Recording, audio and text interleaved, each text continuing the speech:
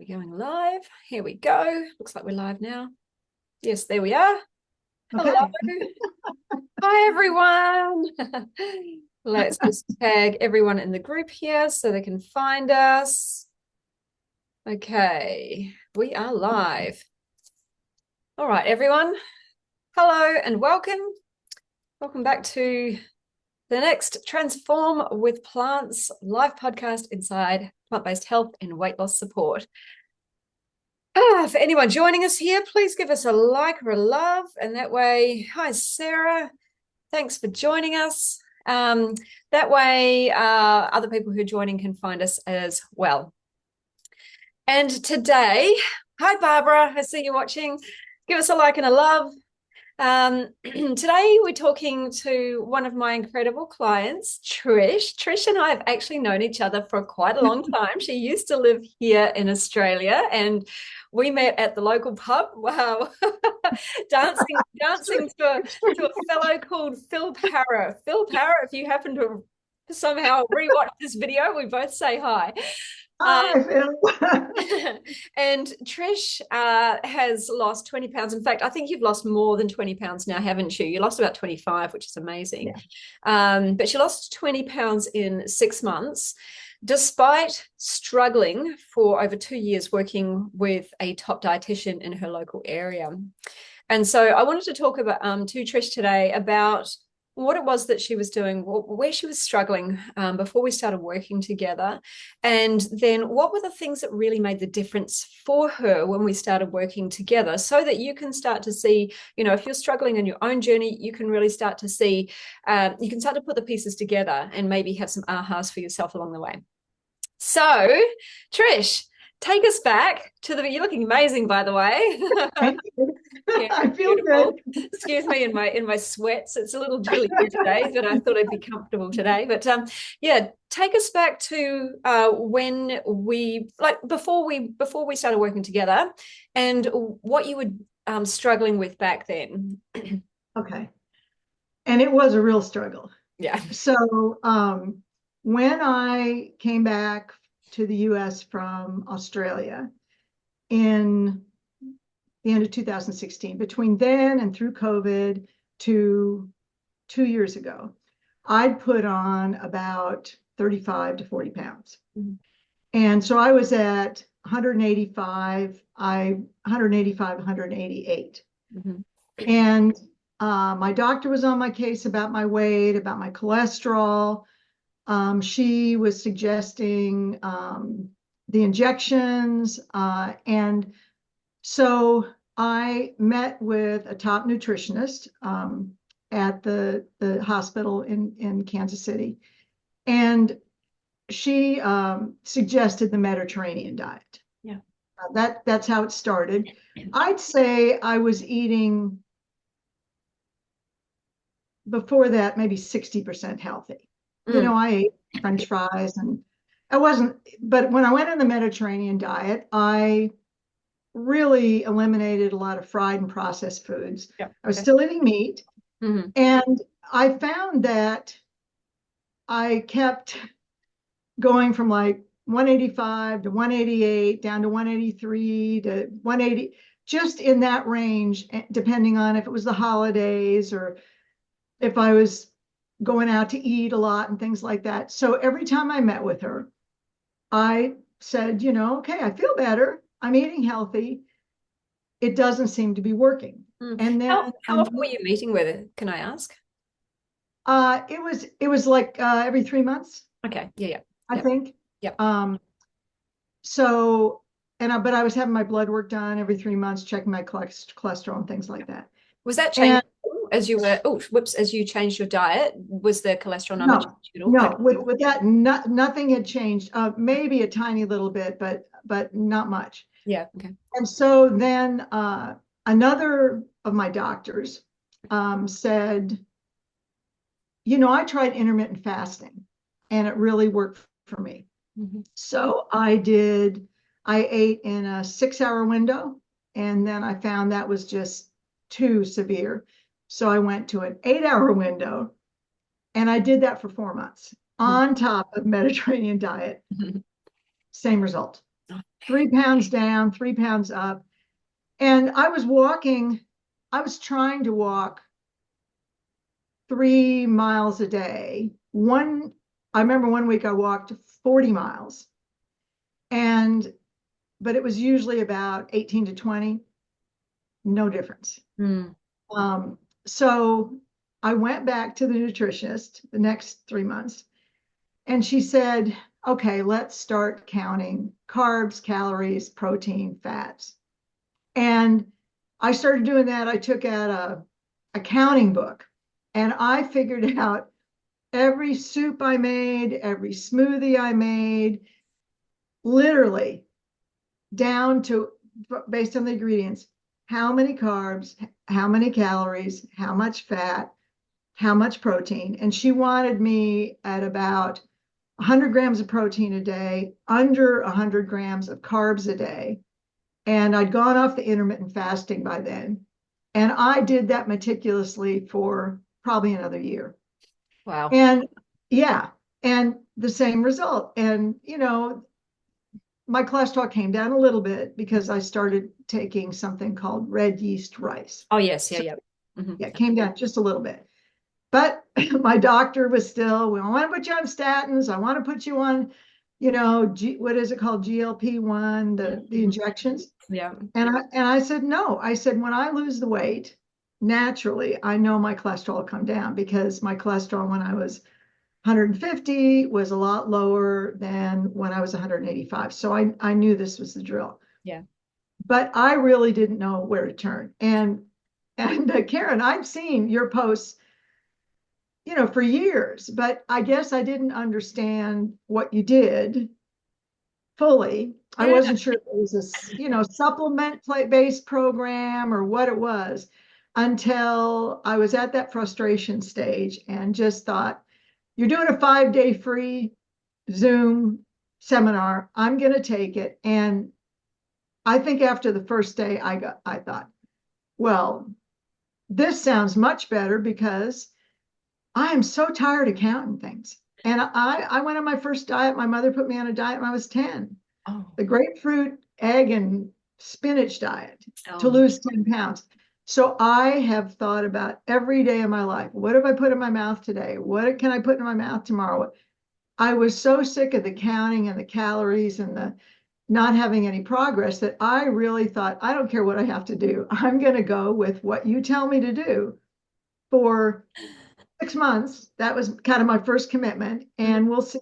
And I think it took me, maybe because I was eating pretty healthy, I think it took me about 3 or 4 weeks to really start shedding that pound a week. And then I kind of made up for it. Yeah. Yeah. And then it was effortless. So that's kind of the background. And I don't feel like I've ever been on a diet with this. So It's it's amazing. all Yeah. good. It's all good. Fantastic. What were some of the I guess key either diet or behavioral changes that you felt made the difference for you from where you had been to what we started working on?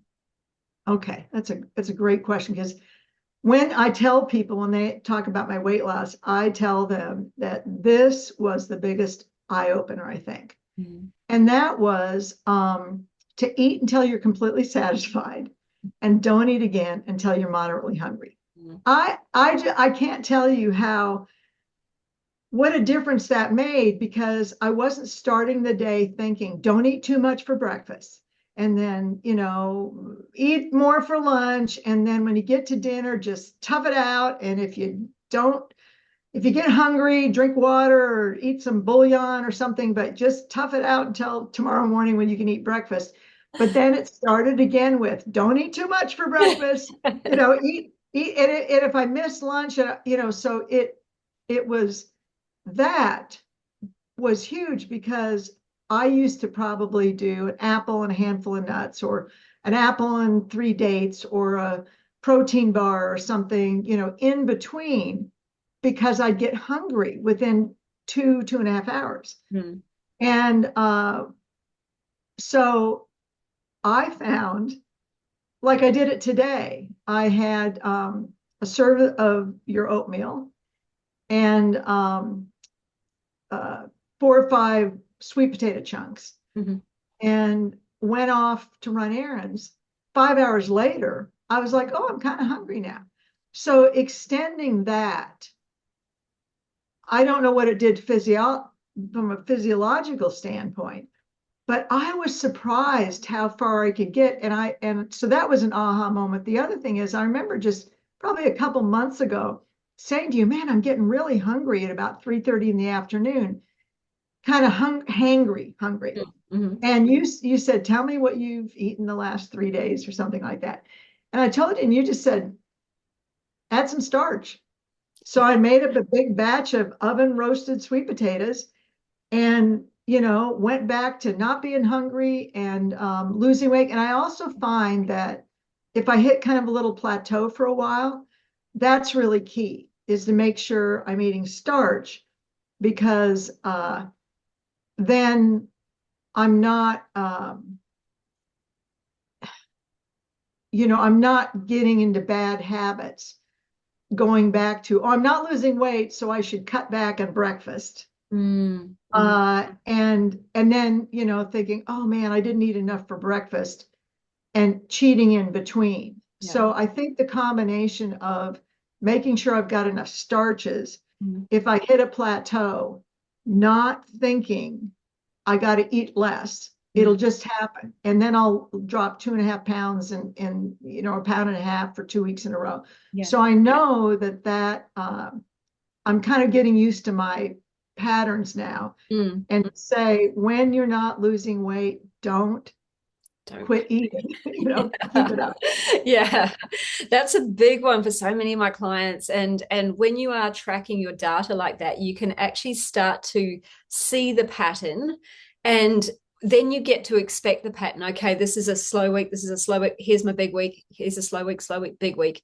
And it's similar for so many clients. It's not exactly the same pattern between everyone, but everyone seems to have this familiar pattern when they are when they are just being consistent. So I think that's really, really important thing too, and starting to understand how, what is happening inside of your body, and not panicking, and not just going into restriction mode when you see the scale, maybe stand still or stall for a week. I love that. And I love that you said that your aha was to have more starch too, because for some of my clients out there, their plate is mostly starch, and they might hear that, excuse me, in a way, and think, oh my God, I need to have more starch. But what Trish was doing is she was eating like carrots and apples and things like this for lunch, but she wasn't having any I guess starchy type foods with it. She was eating healthy, but just too much non-starch, which is why she was getting hungry. And so once we flipped that around and gave her some starch, then the hunger and the desire to keep snacking in between disappeared. Yeah, absolutely. And I remember the first one-on-one coaching that we had. I was kind of fortunate because I got on when you were doing the take a picture of what you're eating for 30 days challenge. Right, yes. Yeah, so you could see what I was eating stuff. But I remember the very first coaching session, and when I was telling you about my thing, you just said, you're not eating enough. I thought, what?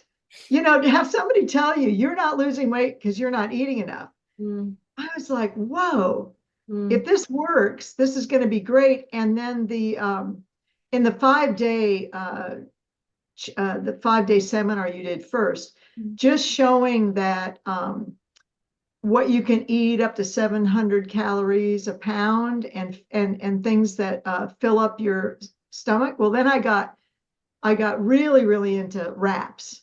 I was like, wraps are the greatest thing ever, because I was eating lots of salads, but I was putting olive oil and balsamic vinaigrette, on it. Yeah. And not realizing how that was another one of those empty calories that wasn't filling up my stomach. So switching from salads to wraps, it's the same stuff. I just could put some tahini drizzle on it instead of all the fat. And then I wasn't, I was substituting, but I wasn't losing, eating lettuce and things like that, spinach and lettuce, and spinach shakes. Spinach shakes. Oh yeah, yes. Oh my, green shakes. Oh my gosh. Best thing yeah, ever. yeah. So Yeah, and that wrap to the salad is probably the same amount of calories. But what it does is it fills you up so much more and you stay satisfied for longer periods of time. So you're not then tempted to keep snacking in between. And what I think was happening with you is you were having these small meals and Yeah. then you were having things like protein bars in between or snacks. And it's that eating in between because your body's still hungry. It hasn't really felt satisfied because it hasn't really been, it's not full. That is usually what adds extra little calories along the way that we're not even aware of. Um, so you've had some amazing results, and it just, week after week after week after you finally got going, just seemed to go in the right direction. So tell me, like, um, how do you feel now compared to where you were previously? Yeah, it's great that we're doing this today because I went out dancing last night and had a conversation with my girlfriends just about some of these concepts. And I said to them that so I felt pretty good Mm. before I started. I didn't like that I was walking so much and putting that extra weight on my knees and hips because uh, most women that I know have had a hip replacement, a knee replacement by the time they hit their mid 70s. And I didn't want to put that extra weight, you know, 30, 40 pounds Yeah, on my joints. yeah. And didn't want to go into really heavy uh, aerobics or Zumba or something like that, putting that extra weight on my joints. So I was walking a lot. So when I started, I felt pretty good. I was eating meat. And then uh, the first, probably the first 3 weeks, I think I mentioned to you in our first 3 sessions, when I started going that I wasn't really losing weight, but that was okay because I knew it was going to happen. I'd never been below 183 in 2 years, which was just stressing me out like crazy. Um, but I remember the first 2 or 3, I didn't feel like I had a lot of energy. And you kept saying, it's going to kick in, it's going to kick in, it's going to kick in. And then when it did, I had the same energy, Mm-hmm. but I felt, and I can't really tell you exactly what this feeling was. It just felt like my whole digestive process and system was lighter. I felt lighter inside, like maybe at this age, this is a better diet than what maybe when I was younger, maybe and traveling and working and just going. Maybe I either misunderstood or maybe I needed all that extra food. And I'd always been a meat eater my whole life. It was either a psychological need for it or thinking it made a difference, or I just had not let my body ever adjust to this kind of a diet.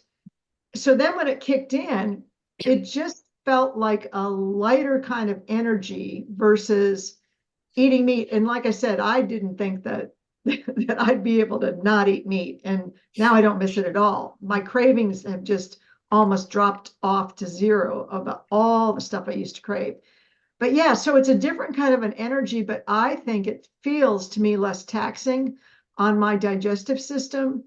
Uh, and I think as we age, that's a really positive thing. So I'm not saying I'm never going to ever eat meat again. Although I went to the store today and they quit carrying buffalo ground beef because it got too expensive. So I'm also saving probably $150 a month by not buying meat in America because it's so expensive now.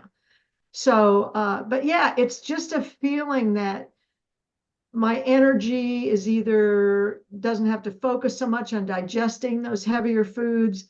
So I can't exactly articulate it. It just feels different. And I like it. Yeah, it does, doesn't it? I mean, it's a long time since I ate meat. I gave it up when I was 20, so it's over 30 years ago. But that's what I hear from so many people too, is when they go from eating meat to being plant-based, their digestion feels so different. And we do know that things like animal foods, meat in particular, is so hard on the digestive process. And we have a very long digestive tract, and we don't want meat in the system for that long because it does putrefy. And yeah, so a lot of people tell me that they just, they recognize how much lighter they feel in their digestion. Your body's able to digest plants so much easier. And then, of course, that fiber is going to feed the healthy gut bacteria, which, heals your body, gives you the energy that you need, helps you to speed up your metabolism and release weight as well. So, so yes, it's not something that you imagined. No, no, not at all. Yeah. You mentioned cravings just before as well. You said all your cravings disappeared. What sort of cravings did you have beforehand? Oh, geez. Well, let me see. The first was chocolate every day. Oh, yeah. Mm-hmm. Um, Did you eat I it every day, or did you just crave it every day? I ate it every I ate an ounce of chocolate every day. And I think it's probably 30 years ago or something that somebody said, oh, the French live to be 100 because they eat chocolate and drink wine. And I don't know what it was. But anyway, Yeah. so I had this thing where, I'll just eat 55 plus dark chocolate. And then I can eat a square a day. Mm-hmm. And then some days it was squares a day. And I remember you did a live thing or a group chat or something where you had a chocolate bar, Yes. and you said, "I got this chocolate bar as an example." And then the next time you came back and said, "And I ate the whole thing," and I was like, Yeah. "You're telling me?" I put it on. I used to put it on a top shelf, just one square a day. Put it on top shelf. Oh, I'll just have another square. You put it on, I would hide it, literally hide it around the house. So chocolate. Yeah. Um, uh, oh my God, raisins. Raisins. Yeah. And I think somebody in one of your group chat who was talking told a story about not like somebody in the family was eating pizza or something, and she got really irritated. So she went in the kitchen and just ate a bunch of raisins. And I Yeah. was like, oh God, that's me. Yeah. I mean, if a thing of raisins, and I'd tell myself, well, you could eat it over 2 weeks or you could eat it in 3 days. It's all the same. I'm gonna eat it. Raisins, if I ever had raisins or dates or anything like that in the house, it was like, yeah, I tried to parcel out. So what I was addicted to, and then I'll tell you about the crackers. What I was addicted to was, I don't even know what kind of an addiction this is, but if it was in the house, I could not stretch it out. Yeah.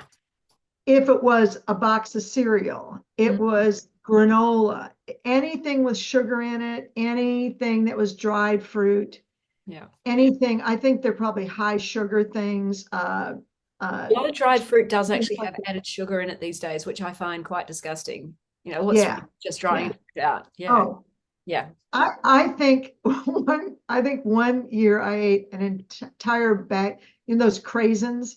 Yes. Those, oh my God. Yeah. So those were that, and that was probably a really big comfort food to me. I wasn't much as cakes and pies and stuff like that.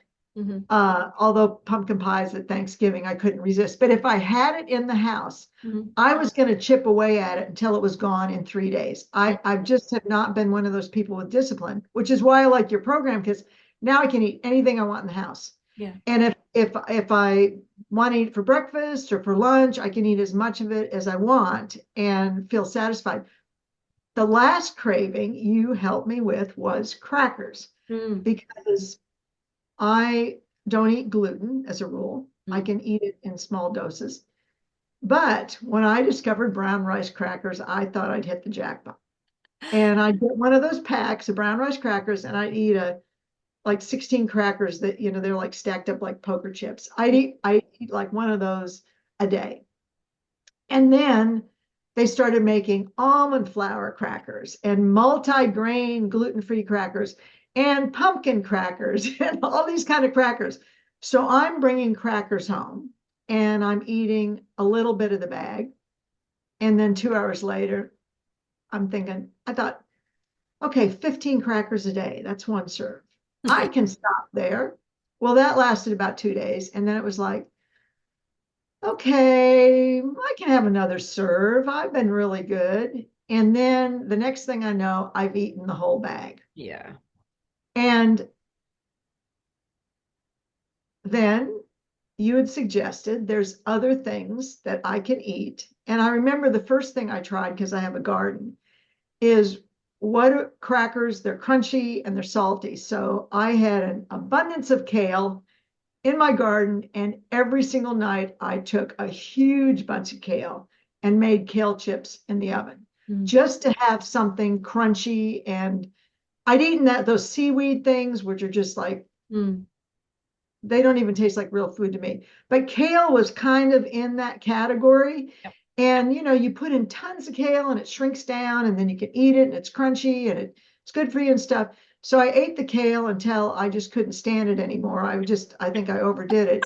So then I, because I still like something that's crunchy, and carrots, whatever. So then I discovered that if I get gluten-free tortillas, that if I stick one in a pan or in the microwave for like 45 seconds, it'll make it hard. And then I can tear off a little piece and I'm back to at least something that approximates a cracker, but I don't do it very often. I can tell you though, when I got off the crackers, the cravings within 10 days or something like that, Gone. Crackers just seemed like a waste.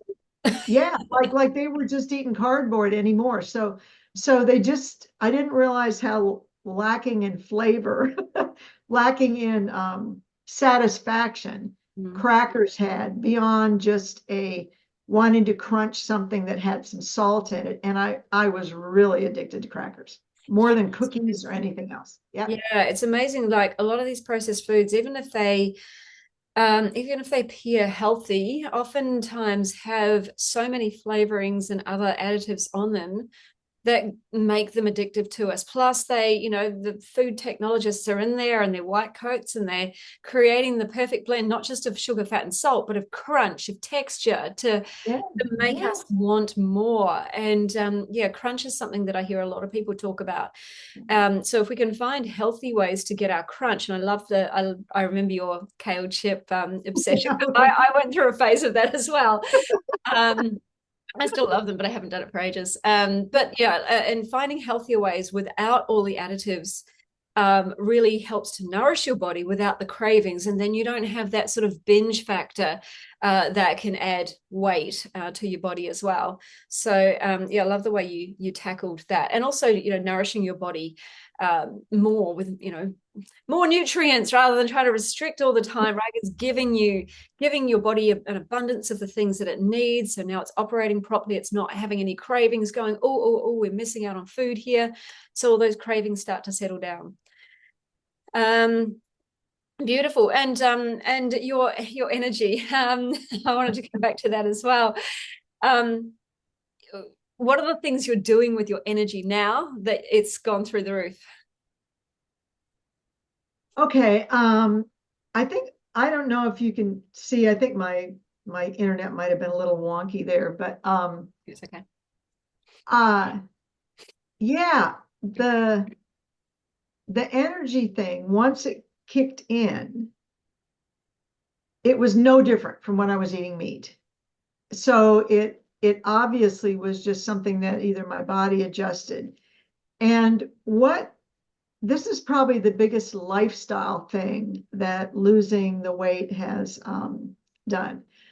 Karen mentioned we used to go see Phil Pera in St. Kilda Beach, who's this amazing rock god, inside and out, and what he can do. And my partner is also a musician. And when I used to go hear Phil play, and it started when I was at 185 stuff, but his music was so compelling that I could not get up there and dance. And I would get up there and dance. And I think when I was a little heavy in Australia, I went to see him 3 times a week, and I danced and danced and danced and danced. And I would dance to a CDs at home and stuff. And I really love dancing. That is my mind, body, spirit, movement thing. I like walking, but man, that really gets me. So good. So I was the the clubs are smaller, the dance floors are smaller here, and I was reluctant to get on the dance floor because my body wasn't moving the way I liked it to move. So I'd get out there a little bit, and then I'd get self-conscious, and I was wearing like really long, flowy things. I didn't feel like I looked bad. I just didn't look like I did when I went dancing in Australia, where I felt great. So, and I felt like I was just standing and watching Steve play and wasn't really involved in this. And I kept thinking, God, this is so unfortunate because I hear this person that I just liked that was a musician in Australia gave me such joy just getting up there. A lot of times I was the only person there, or me and a friend Erica. We were like the two dancing girls. And it was so rewarding. And here I am. Now I've got a partner who's a musician, and I'm not getting out there on the dance floor. And so it just bothered me that I just stand and take videos or something like that. But as I started losing the weight and had energy, I felt like I could go do that and get back to that pure joy where it really is dance like nobody's looking. And so last night he played, and last weekend he played, and I'm back to I don't care. I look good. So the biggest, and then I remembered thinking the last two gigs I went into, yeah, I got 15 to 20 pounds left to go. So I'm not where I'd like to be, where I, feel really, really good, but I'm definitely over halfway. And I just thought, okay, I've done all this work. I'm really happy. I need something I can say when I walk in the door that gets me over the hump that, oh, if I need to lose 15 more pounds. And that's, that I'm not there yet. And that I can't really celebrate with the kind of joy that I used to have dancing in Australia until I get to that. And so I thought, okay, I got to have something I can say over and over again. So I just said, smile, shine, and sparkle. If I just go in there and just don't think about anything except shine, smile, shine, and sparkle. And what I noticed is people react to me differently. Yeah. And that, yeah. And so when you talk about energy, having the energy and wanting to dance, and then having the barrier that, oh, I don't know if I look good enough in this, and what if people look at my butt? I hate having people look at my butt. or seeing a video that somebody took, and it's like, oh my God, it's my butt. I just, what I mean? It's just a thing. But to think, nope, it's a lot smaller than it used to be. 25 pounds. I've slimmed down around my waist, has really slimmed down. So my boobs have kind of stayed the same, which is good. And somebody said the other day, but you've got great curves. And I thought, well, yeah, I didn't, if I get down to like 145, 140, two, I won't have, the curves won't be, they'll still be there a little bit, but that just embrace that, not wait till, I get to the end to feel, because that again, maybe a plateau might have something to do with not just stopping, reassessing, circling back to the basics. That's what I realized after I lost the 25. Circle back to the basics, go back to what you've taught me and what we went through on the one-on-one coaching, and just quit eating after 7:30, because I was kind of, you just kind of, oh, I lost 25 pounds, and it's like, relax, don't you? Do what I like now. Yeah. And then the other thing I did, when you had this great advice about showing the chart about how much working out in the gym and really intense aerobics and stuff can only like impact like a 10% or something. So the thing about the movement, we're coming into winter and it'll be harder to walk outside. I got a 6-inch wide step aerobic and I put it behind bench. It comes in 3 inches, then you put 3 more inches risers on it. I put it behind my sofa so I can look across the sofa at the TV. And I do 30 minutes to an hour of that every night. If I'm really tired, I still do 30 minutes. And I just do in 5-minute increments, step up with your right, step down with your right, up with your right, up, down with your right. Set a timer for 5 minutes. Next 5 minutes, up with my left, down with my left, up with my left, down with my left. Do another 10-minute cycle. Then drink a big glass of water. Now, I usually do this pretty late at night. I even do it before I go to bed. Drink a glass of water. After the 20 minutes, get up and do another 10 minutes. And then after that, decide if I do another 10, I can take another break and drink some more water and see how I feel after that. So it's not a have to. I always do 30 minutes. And it's mindless. And people my age, the girls and I were talking about this last night. What's the one health hazard? We don't pick up our feet. So it's all also working those things. And if I want, I can say, okay, for this 5 minutes, reach up with your core or reach up with your arms. I can use weights. I can just do this. I can, just do anything I want. And so it's got a lot of flexibility and a lot of variety that helps to keep going. But yeah, doing that for 30 minutes to an hour and I sweat. And I can go walking for 5 miles at the gym and not sweat very much unless I really push it. So it's a great senior exercise. I love that. In fact, you were the one who inspired me to get a bench as well. I've just bought myself a new bench and a set of weights because I have days like that as well, where I'm just go to go, end to end, and I'm like too exhausted at the end of the day. But sometimes I've got these small windows of time during the day, and I'm like, if I just set it up here, I can just in those moments in between, like in between calls, I can be doing a set of something and still get my exercise in. So I took a leaf out of your book and go, all right, Trish has found a way she can keep moving at home. So I'm going to do the same thing. So yeah, that's really cool. And there are definitely ways. And I think it's really, like you say, it is really, really important the older we get to strengthen our body, to, keep our knees and our hips and our legs and all keep lifting our feet, because yes, what is one of the biggest I guess hazards as we get older, and that's tripping, falling, breaking something, and then we generally, I mean, the rate of people coming out of that is very low. So yeah, the rate of death from falls is extreme. Oh yeah. And I think I told you too that I went on a vacation this summer and to Ghost Ranch in New Mexico, and there was a hike. That's right. 5 miles,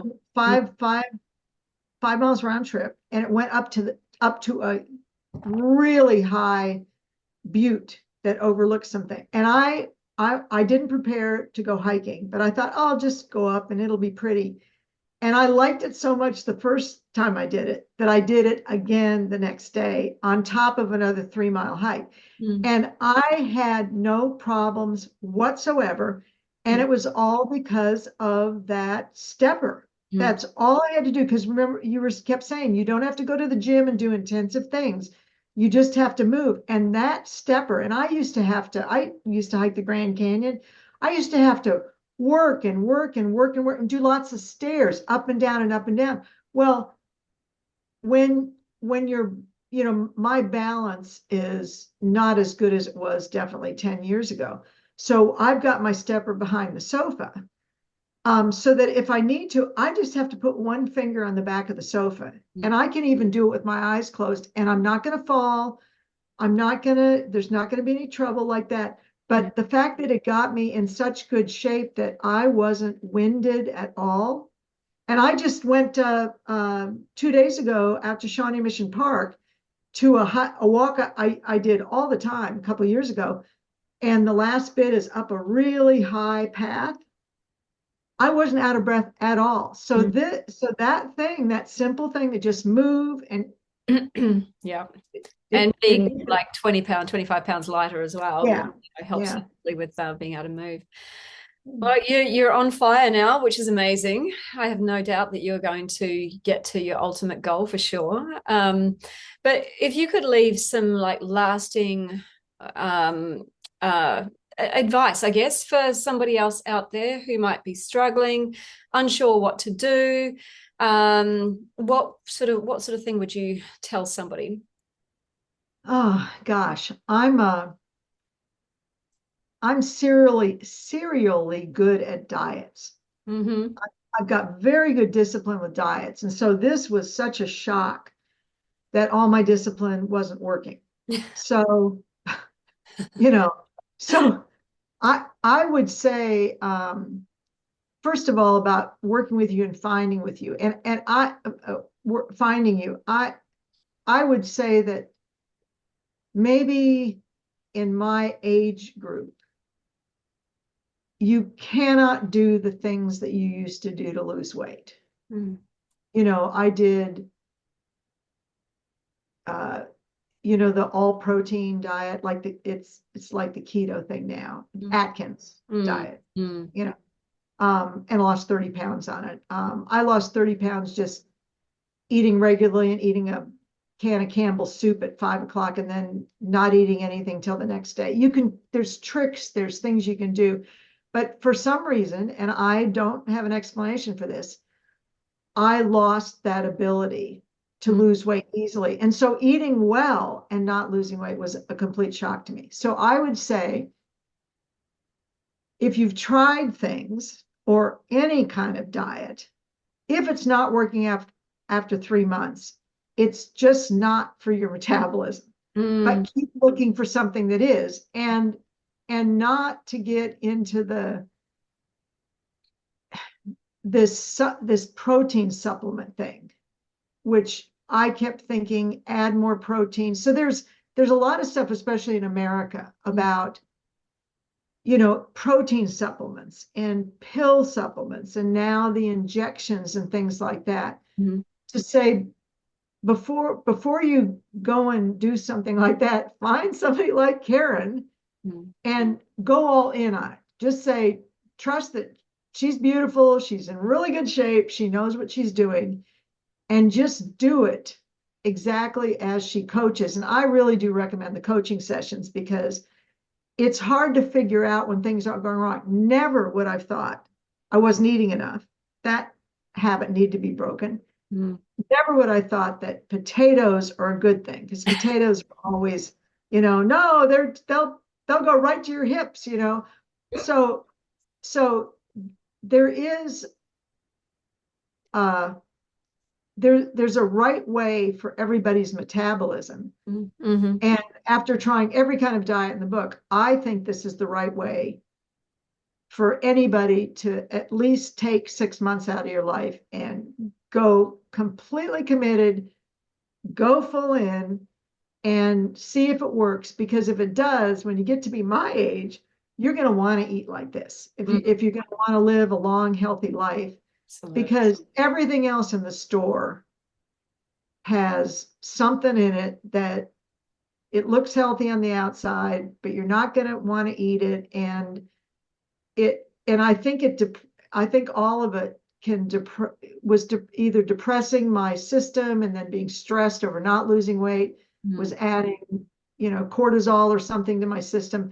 And I'd gotten myself into this cycle with all the best intentions and the best discipline, and it wasn't working. So I just say, don't give up, but certainly try plant-based whole foods. Mm. And the best thing about it is, like I said, everything in my house, I don't have to worry about throwing the crackers away halfway into the bag because I can't control myself, or and then beating myself up for why can't you have the discipline to keep the stuff out of your mouth? Because that's what people say. Who Yeah. put it in your I'm mouth? just You not did. disciplined. Yeah, yeah. No, it's not. That wasn't what Don't this was expect about. me. Yeah. Yeah, and then people think, oh, you're just lying about what you're doing. No, believe me, I tried this with the same discipline. So I just think and I said to the ladies last night I was talking to, why didn't anybody tell me this when I was 20? You know, or that, I wish they would have, because I would have just not done all those diets. And like I said, I don't miss the meat. That was a big shock. So I'd say try it, but if you do it, go with the whole system, because the whole system worked for me. And don't worry if it doesn't kick in 3 weeks, because I used to be able to shed 10 pounds in 3 weeks, just like that. Everyone's different. So you were relatively. I mean, everyone's different, and now I'm at 160, and I've got I'm gonna bump up my walking and my activity to get down to the a little bit edge down, because I'm going into the 150s, which is just remarkable. And that's what I'd say. Keep going until you find the one that works, and I found the one that works, and I hope you all have success like I did. Absolutely. Like, all the science shows us that it is the healthiest thing for our metabolism. It's the healthiest thing for our body, for our gut microbiome, for our immune system, for our healing and the health of our body, for our brain.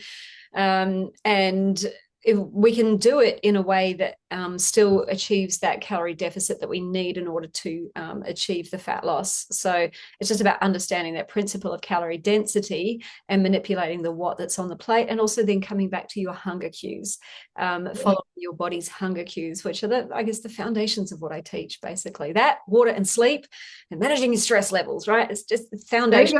There you go. If you don't have my weight loss guide, if you want a copy of my weight loss guide and you don't have it, just put guide in the comments and I will send that out to you, because those are my foundational basics that Trish was basically following for these 6 months, and what all my clients follow. So thanks for sharing your story today, Trish. It's been awesome having you here. It's been awesome being able to hold your hand for the 6 months and helping you have that result. Please share our video with everyone. I'll drop you the YouTube link when it's up. Thanks for asking me. This has been great. Man, you should have seen me on the dance floor last night. Oh my gosh. Yeah, I bet. Oh my gosh. I was just moving and grooving and having a great time. Amazing. Hey, I'm coming back over for the cruise in March over to the US. So I'll be in Galveston. I think that's where we leave from. Galveston. Okay, that's down way south in Texas. That's Texas country. So I'm going to put out a note for anybody who's in the area who wants to come up and maybe join and meet me in person, have a dinner or something like that. So if anyone is around, clients, I don't know, if you want to just pop down, by all means. So, but I won't be staying to do a tour of the US this time, unfortunately. But I can't wait to see you again at some point, Trish. Shake our booties together on the dance floor. I thought it was going to be this November, but I'm gonna work like heck to make it next November. Oh, amazing. Great. Okay. Do let me know when you're back, please. Kaz is saying, thanks, Trish and Karen. Great success story. Awesome. Yeah. Okay. All right, team. Thank you. Yeah. Oh, sorry, we're going to wrap up today. And just before we go, though, I am just about to start announcing my next November challenge, 5-day challenge, free challenge. We kick off on November the 24th to the 28th. My time here in Australia. That'll be the 23rd to the 27th for anybody in the US or Canada. And this one, we're repeating the Rewire to Release challenge. So this is for anybody who already knows what to eat. They already know the principle of whole food, plant-based. They know what to do, but there is something stopping them. You can't seem to get consistent. You keep falling off track. You are self-sabotaging. Maybe you've got some emotional eating going on, some binge eating behaviors, or maybe you're letting life and life circumstances get in the way of you succeeding. So this challenge is for you.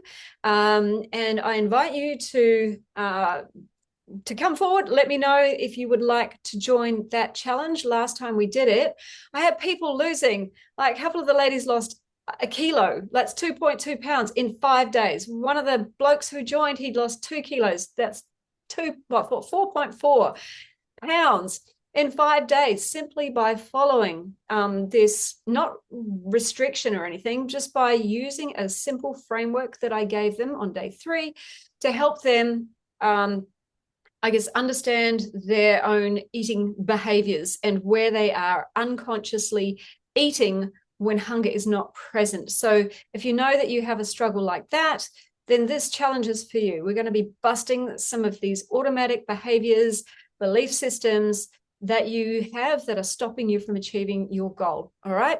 So drop me the word challenge below if you want information on that.